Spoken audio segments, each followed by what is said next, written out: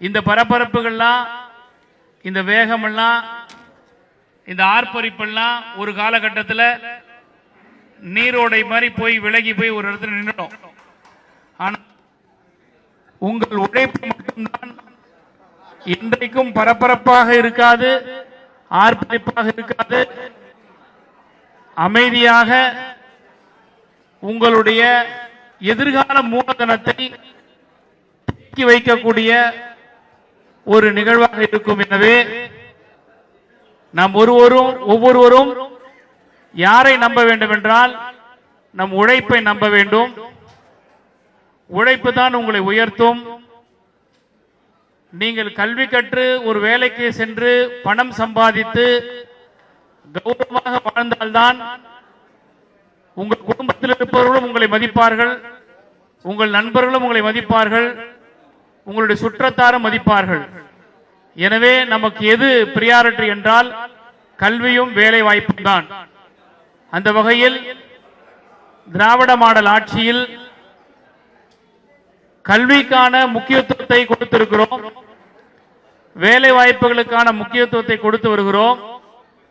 தகுதி உள்ளவர்கள் யாராக இருக்கிறார்களோ, யார் கல்வி கற்று தகுதி உடையவராக இருக்கிறார்களோ அவர்கள் தேவைகளுக்கான வேலை வாய்ப்பை இந்த அரசு செய்து கொண்டுதான் இருக்கிறது. ஒரு அரசு ஆட்சிக்கு வருவதற்காக வாக்குறுதிகளை கொடுக்கும். தேர்தல் நேரத்தின் போது தேர்தல் அறிக்கை பல வாக்குறுதிகளை கொடுக்கும். அரசியல் கட்சிகள் வாக்கு அரசியலுக்காக வாக்குறுதிகளை கொடுக்கும் என்றால், தேர்தல் வருகிற போது வாக்குக்காக சில போலிங் பிராமிஸை செய்கிறது என்று சொன்னால் ஆமாம் செய்கிறது. ஆனால் அதே சமயத்தில் கொடுத்த வாக்குறுதியை நிறைவேற்றுகிறதா? அந்த வாக்குறுதிகள் எந்த வகையில் மக்களுக்கு பயன்பெறுகிறது?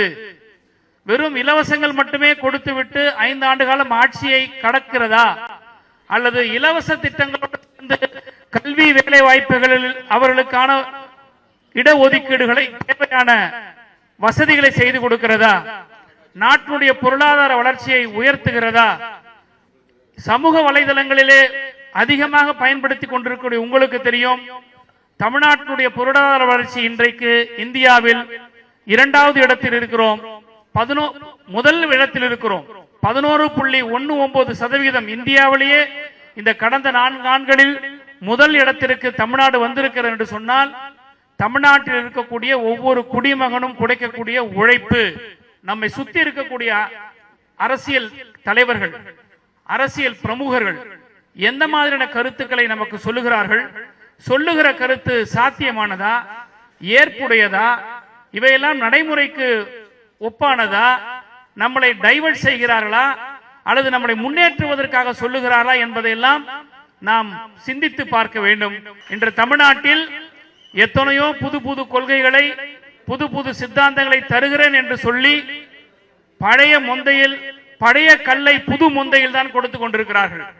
நான் மீண்டும் சொல்லுகிறேன், பழைய கல்லை புது மொந்தையில் தான் கொடுத்து கொண்டிருக்கிறார்கள். இன்றைக்கு தமிழ்நாட்டில் திராவிடத்தை தாண்டி யாரும் அரசியல் பேசிட முடியாது. இன்றைக்கு தமிழ்நாட்டில் இன்னும் 100 ஆண்டு காலம் கழித்து ஒரு தலைவன் உருவாகினாலும் கூட இந்த திராவிட சித்தாந்தத்தை ஒதுக்கிவிட்டு ஒருவராலும் இந்த நாட்டில் தலைவனாக வர முடியாது. பிளே ஸ்டோர் மற்றும் ஆப் ஸ்டோரில் இருந்து பாலிமர் செயலியை QR கோடு மூலம் பதிவிறக்கம் செய்யுங்கள். செய்திகளை உடனுக்குடன் பெறுங்கள்.